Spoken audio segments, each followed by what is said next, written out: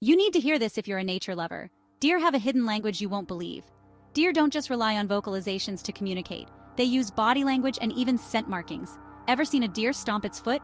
That's their way of saying, "Watch out, danger's close." But here's the coolest part. Deer have a special gland between their hooves. They use it to leave scent marks. These scent marks help them establish territory and signal their presence to other deer. Imagine leaving a scented hello for your friends. And the communication doesn't stop there. Deer also use grunts, bleats, and even snorts.